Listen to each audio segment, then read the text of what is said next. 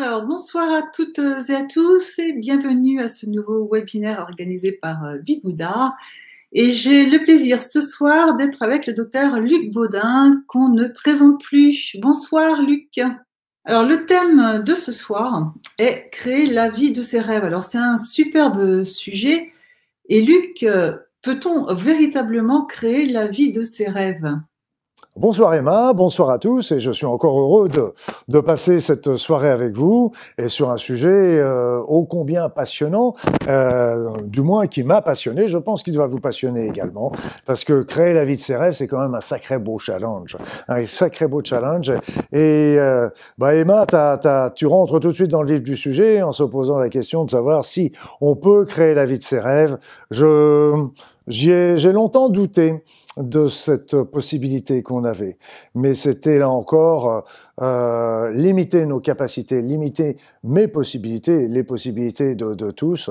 Et au fin de compte, aujourd'hui, je peux vraiment dire que je suis persuadé que nous pouvons tous créer la vie de nos rêves. Je suis vraiment, c'est quelque chose qui pour moi est évident, et je travaille toujours là-dessus, moi personnellement. Et le problème que l'on a très souvent, c'est ce que je viens de vous dire justement, c'est que nous avons souvent des croyances, des limites, et on nous inculque quelque part que ce n'est pas possible, et on nous présente toujours comme étant des victimes. Victimes, c'est-à-dire c'est qu'on est obligé de subir un petit peu les événements, subir la loi, subir notre condition sociale, subir les conditions de notre travail, etc. Et on nous place et on se met nous-mêmes toujours en position de victime. Et là, mes amis, quand on se dit je peux créer la vie de mes rêves, à ce moment-là, c'est comme si vous repreniez votre power, votre pouvoir, le pouvoir sur votre vie. C'est-à-dire que vous n'êtes plus une victime, c'est que vous n'êtes même plus un acteur, vous êtes vraiment le metteur en scène de votre vie. Et je suis persuadé, et moi je l'ai vécu, vous savez, parce que, vous savez, vous connaissez un petit peu mon existence, ma vie. J'ai été médecin pendant 25 ans, j'ai adoré ce métier-là. Et donc là encore, il y a eu une loi d'attraction, il y a eu quelque chose qui m'a amené sur ce métier qui m'a passionné, parce que c'est pas un métier ni des études, ni un métier facile. Et puis après ça, j'ai réalisé plein d'éléments que je ne pensais pas non plus possible au départ, comme des missions humanitaires au Tibet, comme d'écrire des livres, comme faire des formations, comme transmettre des connaissances via Internet, via des ateliers, etc. Tout ça, je ne pensais pas à quelque chose de possible, mais je l'espérais, je le rêvais. Et donc, aujourd'hui, je sais pertinemment que nous pouvons vraiment réaliser ce que on aspire, ce à quoi on aspire. Alors c'est évident que ça ne va pas forcément arriver en un claquement de doigts, mais c'est tout à fait du domaine du possible. Et je vais vous lever un petit peu le voile, mais je pense qu'Emma, je te vois, tu as déjà une question à me poser. Oui, alors comment fait-on ? Quelle est la recette ? Tu nous as dit que tu avais rêvé certaines activités que tu as fait aujourd'hui. Est-ce le point de départ ou est-ce la loi d'attraction ? Je pense que tu as mis le doigt dessus, Emma. C'est qu'en fin de compte, c'est exact. La base de tout, c'est la loi d'attraction. La loi d'attraction. Et là, personnellement, je me suis aperçu de la puissance de la loi d'attraction en faisant des soins énergétiques. C'est-à-dire que dans les soins énergétiques, le base de tout, c'est qu'on demande. On est sans arrêt en train de demander. Demander à ressentir un corps subtil, de demander à ressentir une telle ou telle anomalie, etc. Demander à replacer un corps, etc. Demander une transmutation. Et on demande, on a. Et c'est immédiat. Et c'est pour ça que quand j'ai vu les premiers livres qui étaient sur la loi d'attraction, j'ai tout de suite compris qu'ils étaient dans le juste. Sauf que, quand on fait la loi d'attraction au niveau d'un soin énergétique, là on est une demande au niveau énergétique. Comme on est au niveau énergétique, ça va très vite. La demande, le résultat est immédiat. Quand par contre on est dans la matière, quand on est dans le monde manifesté, dans lequel nous vivons évidemment, eh bien évidemment nous avons la demande va commencer par s'inscrire au niveau énergétique, dans l'énergie. Et si cette demande est bien intense, voire renouvelée, voire répétée, si c'est vraiment, elle sort de nous, à ce moment-là, elle va commencer à se manifester, à se matérialiser. Et donc ça prend un petit peu plus de temps que quand on est vraiment uniquement dans le domaine énergétique. Je vous dirais tout de même, c'est qu'aujourd'hui, on vit une époque extraordinaire dans le sens que les énergies de la Terre montent, s'élèvent. Et comme elles s'élèvent, ces énergies, eh bien, c'est le temps qu'il y a entre la demande et la réalisation de la demande devient beaucoup plus court qu'elle pouvait être autrefois. Des demandes qui étaient réalisées en plusieurs mois, voire peut-être un an ou deux, eh bien maintenant, elles peuvent être réalisées en quelques semaines, voire quelques mois. Donc c'est vraiment des réalisations qui sont beaucoup plus courtes, et d'autant plus, ça c'est facilité par les énergies qui montent, mais c'est aussi facilité parce que nous avons une conscience et une puissance mentale qui se développent d'une manière importante ces dernières années, tous autant que nous sommes. Et vous savez, notre conscience, je vais vous donner un exemple de cette élévation de conscience que nous avons. Autrefois, les êtres humains avaient la conscience simplement de ce qui se passait dans un rayon de 10-15 kilomètres autour de l'endroit où ils vivaient. Puis après ça a été le pays, puis après ça a été le continent, puis après ça, aujourd'hui, c'est sur la planète Terre, voire sur les planètes du système solaire. Donc, on augmente notre conscience. Et regardez aussi, avec les générations qui arrivent, vous donnez un téléphone portable à un ancien, un petit peu comme moi, et vous lui donnez un nouveau téléphone portable, il va mettre un petit peu de temps à gérer un petit peu les nouvelles applications, etc. Vous donnez ça à un jeune, à un ado, etc. Il va gérer ses applications en 2 temps 3 mouvements. Ça ne veut pas dire que les anciens sont plus bêtes que les nouveaux. Ça veut dire que des états de conscience changent, la manière de raisonner, la manière de penser change. Et donc là, on a de plus en plus une conscience, une pensée de plus en plus puissante. Et là aussi, on peut l'utiliser par cette loi d'attraction. Mais encore faut-il l'utiliser d'une manière importante. Alors il y a la loi d'attraction qu'on peut utiliser aussi conjointement aussi avec des techniques de visualisation qui sont très très intéressantes parce que vous pouvez penser à ce que vous désirez, mais aussi ce qui est encore plus fort, c'est de visualiser ce que vous voulez. Par exemple, vous voulez un vélo. Ah, je voudrais un vélo, machin. Donc ok, c'est bien. Mais si vous visualisez ce vélo, comment il est, si vous visualisez sur ce vélo en train de pédaler, vous sentez le vent qui fouette votre visage, etc. Là, ce sera encore beaucoup plus fort. Parce que cette visualisation va apporter des précisions au niveau de votre esprit, etc. Et donc, la loi d'attraction est intéressante. Et puis, dans la loi d'attraction, il y a aussi un autre corollaire que vous savez que j'adore, c'est Ho'oponopono. Ho'oponopono, qui va permettre aussi de nettoyer aussi des situations désagréables. Donc c'est pour ça, les lois, ces éléments sont vraiment complémentaires et peuvent vraiment vous aider à créer cette vie, la vie que vous rêvez, dont vous rêvez. Alors, tu nous as donné un exemple de visualisation avec la bicyclette. Peux-tu nous en dire davantage? Pourquoi est-ce que ça marche? En effet, la visualisation est très intéressante parce que, en fait, médicalement, on sait que dans notre cerveau, nous avons ce qu'on appelle les neurones miroirs. Et ça, c'est très intéressant, ces neurones, parce qu'en fait, quand on fait quelque chose, une action, à ce moment-là, on va mobiliser certains neurones. Mais ce qui est intéressant aussi, c'est quand on voit quelqu'un faire cette même action, on va mobiliser les mêmes neurones pour voir. Donc c'est comme si c'était nous qui étions déjà en train de le faire. Mais aussi, ce qui est encore le plus bluffant, c'est que quand on s'imagine, quand on se visualise le faire, eh bien là encore, on va se faire travailler ces mêmes neurones, donc on est déjà aussi dans l'apprentissage. Donc c'est vraiment intéressant. Et il y avait eu une étude comme ça qui avait été faite sur une équipe de basket. Ils avaient pris l'équipe de basket, ils l'avaient séparée en 3 groupes.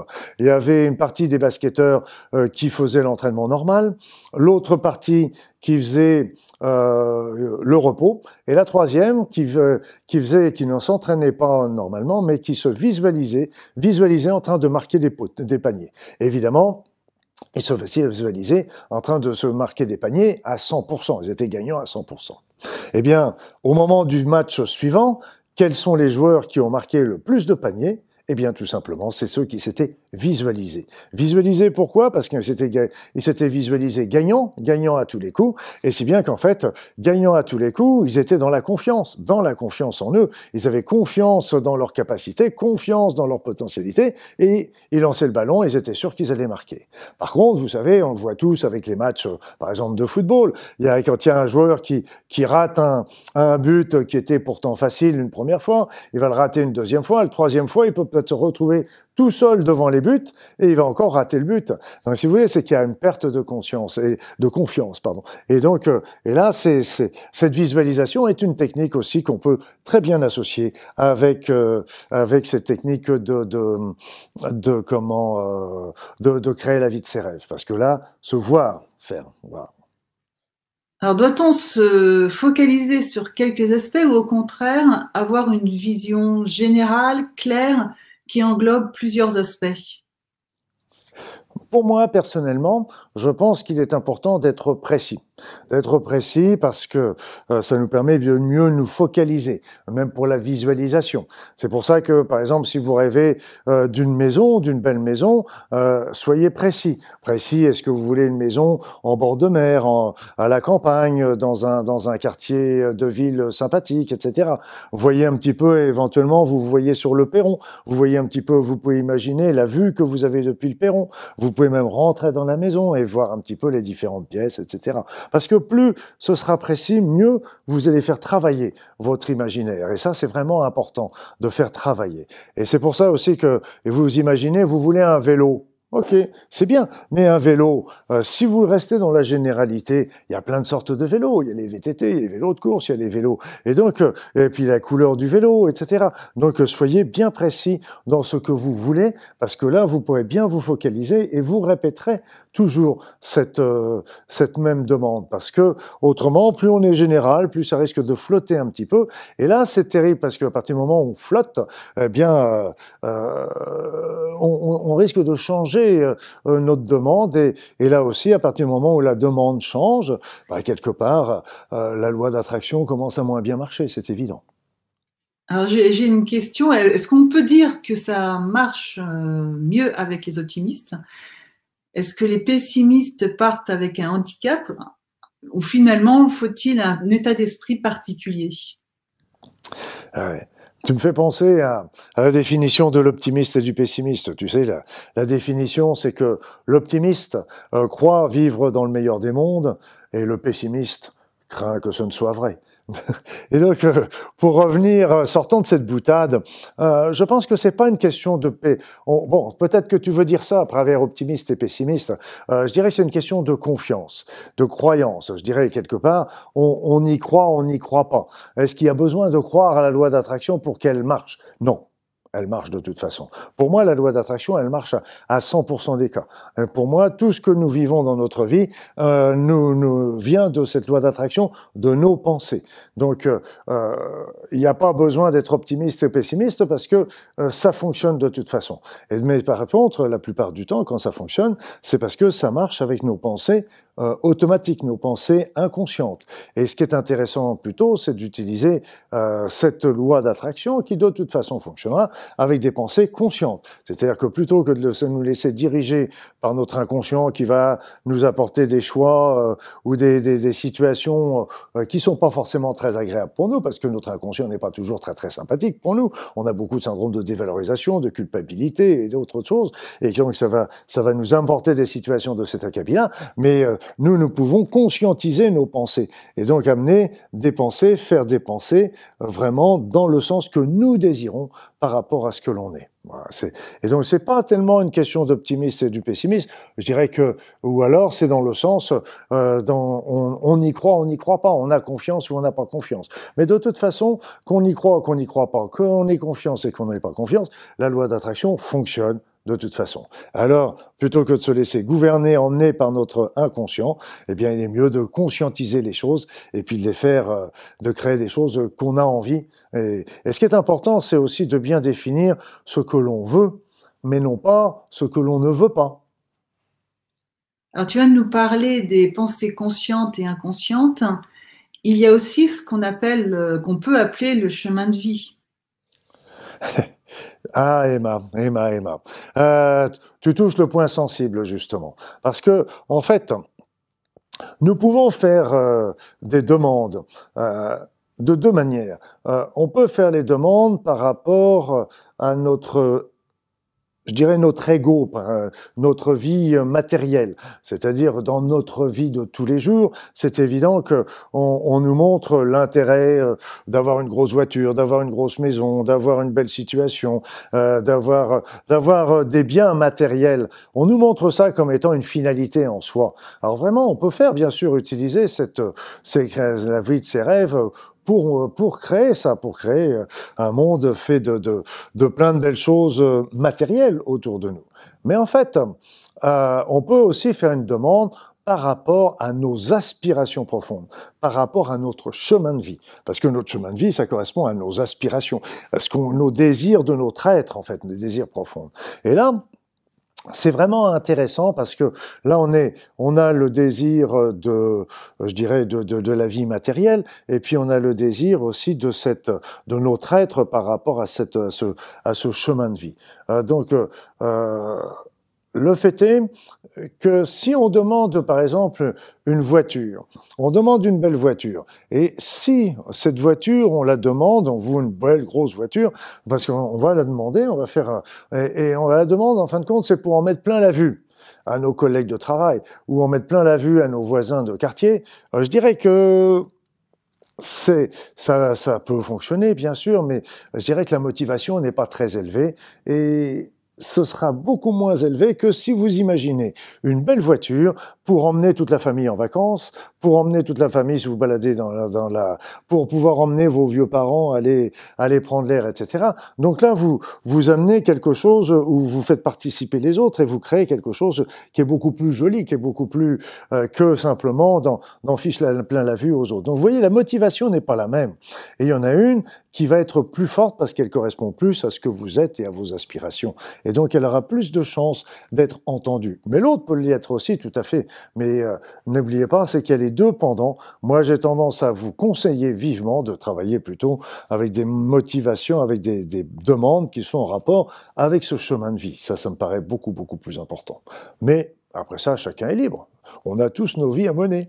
Et si votre rêve n'est pas là, no problemo. Et pour tous ceux qui croient à la réincarnation, le karma, que peux-tu nous en dire?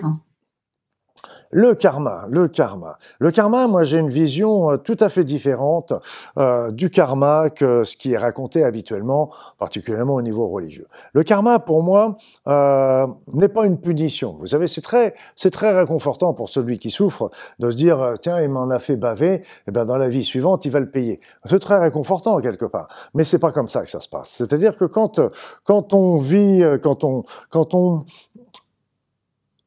monte quand on a un choix.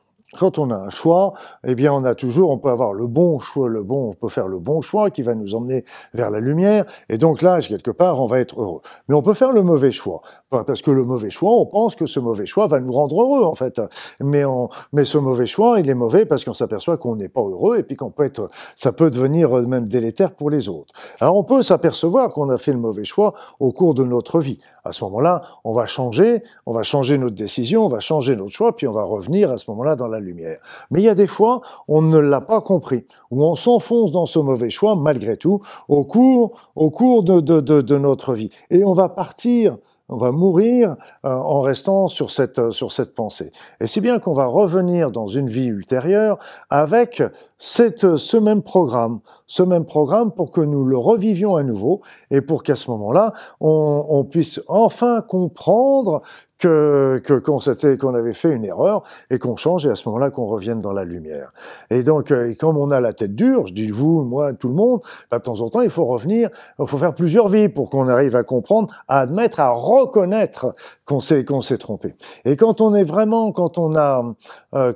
vraiment du mal à comprendre, il peut se faire qu'au bout d'un certain nombre de temps, voire d'une vie ou de plusieurs vies, les rôles s'inversent. C'est-à-dire que Le père incestueux, bah, c'est lui qui va subir l'inceste de son père. Le violeur devient le violé, inversement, et le bourreau devient la victime. Donc c'est pour, à ce moment-là, faire comprendre, inverser les rôles pour mieux comprendre. Donc le karma, oui, bien sûr, mais ça fait partie un petit peu de toutes les croyances erronées qu'on peut se créer dans cette vie ou qu'on peut ramener d'une vie antérieure. Et ces croyances erronées vont amener des pensées qui vont être des pensées délétères et qui vont à ce moment-là nous emmener sur des vies qui ne seront pas des vies de nos rêves et qui vont même être éloignées des vies de nos rêves, justement. Alors, entre l'ego, la pensée, le chemin de vie, le karma, il va y avoir des demandes, des désirs antagonistes.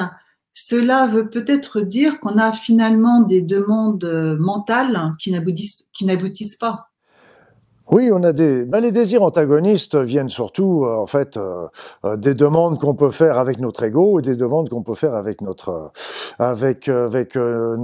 aspirations profondes. Et donc, bah, c'est évident que là, elles peuvent être antagonistes, hein, parce que et souvent, bah, c'est vrai que la plupart des personnes vont commencer dans les demandes, et c'est ce que j'entends très très souvent. Quelle est la plus grosse demande qui est faite? C'est souvent tout simplement d'avoir de l'argent, de gagner de l'argent, de gagner au loto, d'avoir 50 millions d'euros, 500 millions d'euros qui nous arrivent sur notre compte bancaire, etc. Ça, sont des demandes, mais là, ce sont des demandes faites avec notre ego. Alors que c'est ce qui va être plus intéressant d'ailleurs, c'est plutôt que de faire la demande pour de l'argent. Et là, moi, je disais ça à une personne, elle me dit, j'aurais besoin d'argent parce que je voudrais rembourser comme ça toutes mes traites et puis je pourrais faire ce que je veux dans ma vie. Et moi, je lui ai dit, plutôt que de demander plein de sommes, l'argent, et si vous étiez plutôt en train de demander justement à ce qu'on vous aide à réaliser de ce dont vous rêvez, ça, ce serait intéressant. Parce que là, on confond aussi le but et les moyens. L'argent, c'est le moyen, ce n'est pas le but. Le but, c'est, on se dit, avec ce moyen, on va aller à tel but. Mais c'est le but qu'il faut demander, c'est pas le moyen. Et là, le but, vous allez pouvoir le réaliser, mais le moyen que vous envisagiez avec l'argent, peut-être qu'il va y avoir d'autres situations qui vont arriver. Et c'est pareil aussi au niveau de vous demander de l'argent, mais ça ne correspond pas forcément aux aspirations, à votre chemin de vie. Et même le fait d'avoir beaucoup d'argent, par exemple, pourrait très bien venir vous perturber, venir gêner la réalisation de votre chemin de vie, qui peut être un chemin de vie humble, simple, mais ô combien positif pour votre évolution personnelle. C'est pas les puissants et les riches qui font les plus belles évolutions personnelles. Hein. Et regardez bien, les plus grands, ceux qui font les plus belles évolutions, regardez les saints, regardez les moines, regardez les grands guides. En général, ils étaient tous dans le dénuement. Ou alors, il y en avait qui étaient riches et qui avaient tout abandonné justement pour vivre dans le dénuement et travailler pour leur évolution personnelle.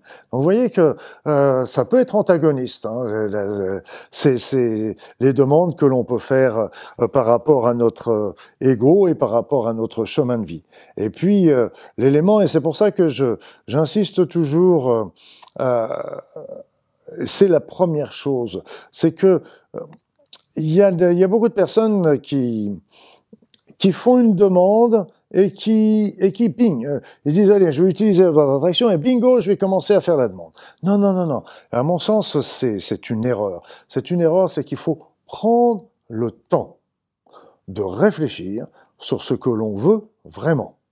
Ça, c'est très important. Parce que c'est vrai vaguement, on voit à peu près ce qu'on est, mais il faut prendre le temps pour réfléchir ce qu'on veut, et parce que autrement, on va se retrouver avec des demandes qui vont être antagonistes. Tiens, je voudrais un beau vélo. Oui, oui, c'est pas mal. Et si c'était une trottinette? Oui. Oh, puis une moto, c'est pas mal non plus. Ça me permet d'aller plus loin, etc.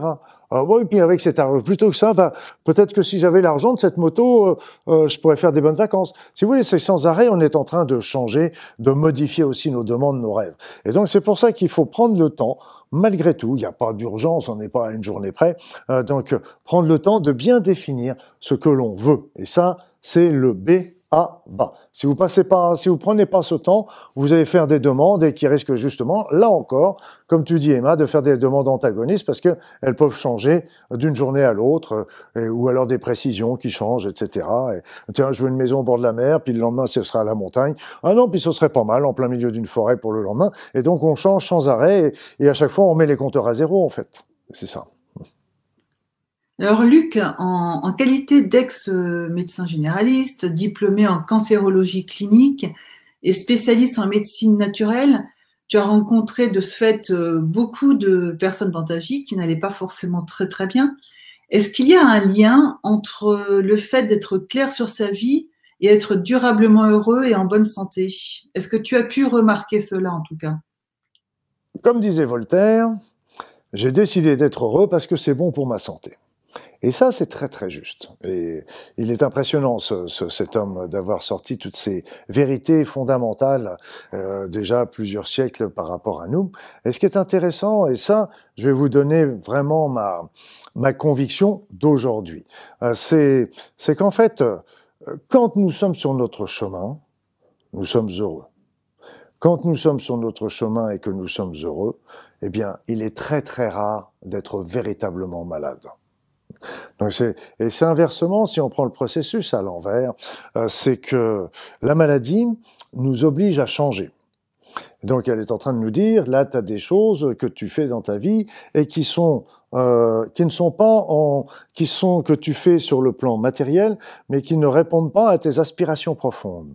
Et donc, en fait, c'est comme c'était d'ailleurs le docteur Bach qui disait ça, que nous tombons malades parce que nos actions dans le monde matériel de tous les jours ne sont pas en adéquation avec nos aspirations profondes. Et en fin de compte, la maladie n'est pas une punition, aucunement, mais la maladie est là simplement pour nous dire, il y a des choses que tu as faites dans ta vie qui ne sont pas bonnes. Il faut que tu changes par rapport à un certain nombre d'habitudes, peut-être alimentaires, arrêter le tabagisme, faire davantage de sport, etc. Donc ça, c'est vrai. Après ça, il y a un deuxième plan, c'est que la maladie aussi nous explique qu'il y a quelque chose dans notre vie qui est à changer, à modifier, par la symbolique de la maladie. Et derrière ça, derrière tout ça, il y a une souffrance souvent de notre être, qui est une souffrance d'ordre spirituel, c'est-à-dire nous ne sommes plus sur notre chemin de vie. Et là, la maladie donc, nous demande à changer notre mode de vie, pour prendre un mode de vie plus sain, nous oblige à changer notre mode de pensée, parce que nous avons pris des décisions qui n'étaient pas en adéquation avec notre être, avec notre âme, et tout ça, ça nous permet de nous retrouver, de nous ramener sur notre chemin de vie. Donc, en d'autres termes, que quand on est sur notre chemin de vie, on a déjà beaucoup moins de risques, beaucoup moins de malchance de tomber malade. Et inversement, quand on est malade, il est très important d'essayer de se replacer sur son chemin de vie, parce que c'est un excellent élément pour déjà nous remettre sur le chemin de la guérison. Donc c'est vrai que ces éléments qui nous semblent dans notre monde assez disparates sont en fin de compte extrêmement liés. Et l'élément le plus important toujours, c'est notre être, d'être en adéquation avec notre être, adéquation avec nos aspirations, adéquation avec ce dont ce que nous sommes venus réaliser sur cette terre.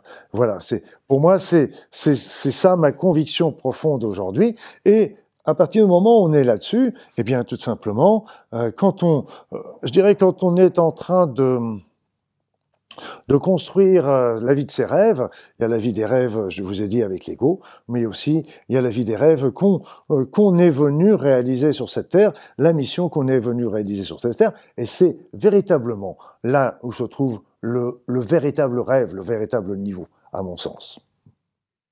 Donc, si je comprends bien, la bonne idée, ce serait de travailler sur soi pour connaître son chemin de vie, connaître son être. Plus on serait dans ce registre et plus la loi d'attraction fonctionnerait et on serait sur un cercle vertueux finalement. C'est bien ça, c'est-à-dire que faut déjà être heureux, mais aussi faut pas être égoïste justement, faut être heureux avec les autres et pour les autres et en même temps que les autres. Et donc c'est pour ça que cette notion de faire ces demandes en fonction de ce qui nous rendra véritablement heureux, on a le droit de demander une belle voiture, une place de parking, etc. Ça n'a aucun problème. Il n'y a pas d'interdiction de faire des demandes aussi avec des choses qui peuvent qui peuvent être intéressantes pour l'ego. Il n'y a jamais d'interdiction, jamais d'interdit. Mais par contre, c'est vrai que à partir du moment où vous faites des choses qui sont vraiment en adéquation avec ce qu'il y a à l'intérieur de vous, ce que vous êtes, vos aspirations, etc., là, à ce moment-là, mes amis, vous allez avoir beaucoup, beaucoup plus de chances que je dirais, l'univers, que la vie vous réponde à ce moment-là. Parce qu'en fait, on n'a pas parlé de ça encore ce soir, Emma, mais en fait, pour moi, comment je vois les choses? Je vois les choses, c'est qu'on a, certains appellent ça la matrice, d'autres qui vont appeler ça, moi j'appellerais ça plutôt un champ d'énergie informée. Notre univers baigne dans un champ d'énergie informée. Et nous, avec notre pensée, nous matérialisons les événements. Vous savez, si un atome, quand il n'est pas observé, c'est un flou artistique énergétique. Et c'est nous, en le regardant, qui allons lui donner sa forme avec les noyaux, avec les électrons, etc. Et donc, comme disait Hubert Reeves, l'univers prend la forme de mon regard. Mais quand on le regarde pas, l'univers n'a plus de forme. Vous comprenez? Et donc, ce champ informé, on baigne dedans. La matière baigne dedans. Et dans ce champ informé, à mon sens, il y a tous les potentiels possibles et imaginables. Et si bien que c'est notre pensée qui va attirer à elle le potentiel qui lui correspond et qui va le faire se matérialiser dans notre vie. Et d'ailleurs, plutôt que de dire se matérialiser dans notre vie, je dirais aussi, comme les aborigènes d'Australie, ils parlent pas d'univers matériel, ils disent l'univers manifesté. Et je trouve que c'est encore beaucoup plus juste par rapport à ça. Donc c'est pour ça que nos pensées sont très importantes parce que c'est elles qui vont attirer le potentiel. Et il faut commencer aussi très très simple aussi à créer de la vie de ses rêves. C'est que vous êtes aujourd'hui ce que vous avez pensé de vous hier. Et demain, vous êtes demain, vous serez ce que vous avez pensé de vous aujourd'hui. Et donc, vous commencez aussi par conscientiser vos pensées, envoyez-vous déjà des pensées positives, visualisez-vous comme quelqu'un de bien, de quelqu'un d'unique. Vous êtes unique, il n'y a pas un autre être dans l'univers qui est semblable à vous, et pensez positivement de vous. Et si vous pensez positivement de vous, déjà, vous allez mettre un futur du demain qui va être beaucoup meilleur pour vous. Donc, c'est pour ça que créer sa vie de vos rêves aussi commence tout simplement par des petites choses, et déjà par des pensées positives sur soi qui va faire que demain sera encore meilleur qu'aujourd'hui. Un petit peu comme Monsieur Coué qui disait une phrase de jour en jour, à tout point de vue, ma vie s'améliore. Et ça sont aussi des manifestations, des pensées positives qui vont créer aussi votre vie de plus en plus harmonieuse, de plus en plus positive. Et donc c'est pensez déjà du bien de vous, pensez du bien de votre évolution personnelle. Et tout ça, au fur et à mesure, les choses vont avancer dans votre tête. Et vous pouvez aussi commencer par demander des choses simples, tout simplement. Par exemple, moi c'est ce que je fais souvent quand j'arrive sur un parking qui est bondé, je demande une place de parking. Et voilà, la place de parking apparaît dans les quelques minutes qui suivent, etc. Et au fur et à mesure que vous allez faire ces demandes, vous allez voir le résultat. Et au fur et à mesure que vous allez voir le résultat, ça vous donnera la confiance dans cette loi d'attraction et surtout la confiance dans la puissance de votre esprit et dans la puissance créatrice et attractive de votre esprit. Donc c'est pour ça, tout doucement, mais sûrement. Alors tu nous as parlé de l'univers manifesté, de l'univers quantique. Comment ça marche quand on est deux à vouloir une chose différente au même endroit, au même moment? Par exemple, je suis une femme et je me marie demain dans un village et je veux qu'il fasse beau, évidemment. Et à l'inverse, il y a un paysan dans ce village qui a un champ, il n'a pas plu depuis 3 semaines et lui rêve de pluie pour son champ. Est-ce que là, on ne touche pas un autre aspect du doigt? Que finalement, on est tous un, que toutes les supraconsciences sont interconnectées et que fondamentalement, il n'y a pas péril, on va tous s'entendre. Ouais. Je verrais les choses différemment. C'est qu'en fin de compte, pour moi, nous ne sommes pas dans un monde avec 7 milliards d'individus. Donc nous sommes, par contre, pour moi, je vois 7 milliards de mondes reliés par une trame commune, ce qui est différent. C'est-à-dire que ce qui se passe dans mon monde est peut-être différent de ce qui se passe dans votre monde. Si vous voulez, c'est que nous sommes tous dans notre monde, mais nous sommes reliés par une trame commune. Donc cette trame commune fait que il y a des interactions, on se passe des informations, on se passe des actions. Mais je pense qu'on peut très bien imaginer aussi avoir dans un monde au même endroit, la pluie est dans un autre monde du soleil. Et donc, pour moi, ce n'est pas antagoniste, c'est que chacun est dans son monde. Et dans son monde. Et ce qui est amusant, c'est que cette pensée-là est aussi rejoint les pensées de beaucoup de sages d'autrefois. Donc, nous ne sommes pas dans un monde avec 7 milliards d'individus. Nous sommes dans 7 milliards de mondes qui sont reliés par une trame commune, ce qui est très, très différent. Donc, on a toujours, c'est pour ça qu'on est complètement le metteur en scène de son monde. Et quelque part, dans le monde des autres, on ne sait pas ce qui s'y passe. Donc, on peut pas le deviner. Donc, c'est pas même pas une co-création. C'est vraiment, on est dans la création. Mais par contre, on fait des échanges entre les mondes. Ça, pour moi, c'est une évidence. Alors c'est passionnant tout ça pour aider les gens à aller dans ce registre, de créer la vie de leurs rêves. Tu as développé, Luc, un module avec Bibouda qui s'appelle Créer la vie de ses rêves. Alors justement, pour ceux qui voudraient aller plus loin, peux-tu nous en dire un petit peu plus? Oui, ben c'est vrai qu'avec avec l'équipe Bibouda, que je remercie d'ailleurs au passage, et on a créé un module qui s'appelle Créer la vie de vos rêves. Et donc c'est quelque chose que j'ai voulu, qui me tient à cœur, comme je vous l'avais expliqué au tout départ, parce que c'est quelque chose qui est important de créer la vie de ses rêves, parce que c'est la vie où on va véritablement se réaliser. Alors dans cet e-learning, dans cette petite formation en ligne, eh bien il y a plusieurs aspects. On va parler aussi bien des différentes techniques de cette loi d'attraction. J'explique aussi pourquoi la loi d'attraction, quelque part, fonctionne mal ou fonctionne pas. Et donc, parce qu'il y a beaucoup de personnes... la loi d'attraction est bien, mais il y a quand même des règles à respecter. Il y a quand même des éléments qu'il faut comprendre et qui font que beaucoup de personnes se sont découragées sur cette loi d'attraction, et alors parce qu'elle a été mal comprise par eux. Et puis de l'autre côté, il y a aussi se dire, ok, il y a des choses que j'ai envie de mettre dans ma vie.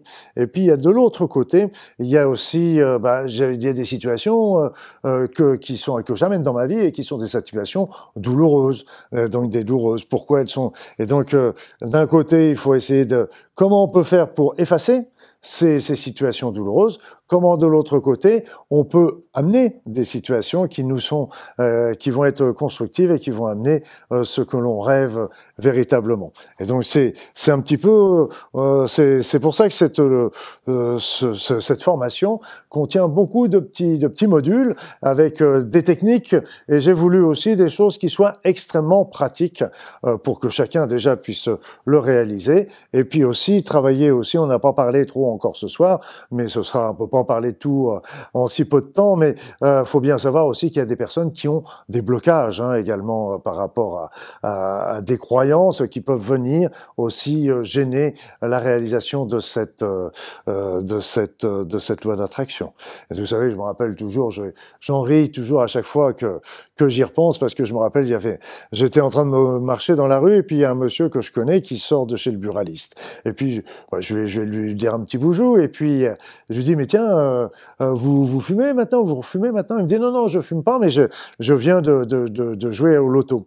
Et dans la foulée, qu'est-ce qu'il me dit, ce monsieur? Il me dit, oui, mais vous savez, si je gagnais le loto, avec tout cet argent, ça me ferait du souci. Alors, vous voyez, c'est des blocages, ça, c'est un type de blocage. Parce que ce monsieur joue pour gagner des sous, mais d'un autre côté, il est en train de dire, oui, mais si j'ai des sous, ça va me faire des problèmes. Donc, il demande, mais il demande pas. Donc, et ça fait partie, c'est un petit exemple de blocage qu'on peut avoir. Et donc, cette formation, enfin cet e-learning contient vraiment, explique un petit peu tous les tenants et aboutissants, et plein de petites techniques qui peuvent, d'une manière pratique, qui vous aideront à reprendre le pouvoir de votre vie. Parce que là, arrêtez de donner le pouvoir aux autres, d'arrêter de considérer que vous êtes une victime, et maintenant, ok, dites, je reprends la direction de ma vie. Alors, notre conférence s'achève. Donc, merci à toutes et à tous d'avoir participé à ce super webinaire avec Luc. Merci Luc pour ce webinaire toujours avec beaucoup de générosité en information.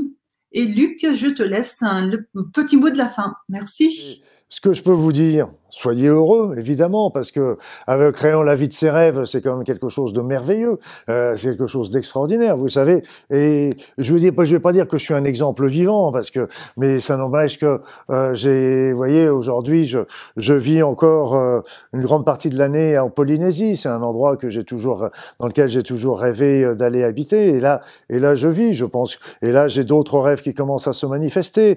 Et donc, certainement que les choses vont encore changer, mais c'est pour vous dire que tout est toujours possible et que, avec notre esprit, il n'y a pas de limite à ces rêves. Les seules limites qu'il y existe, c'est nous qui les mettons.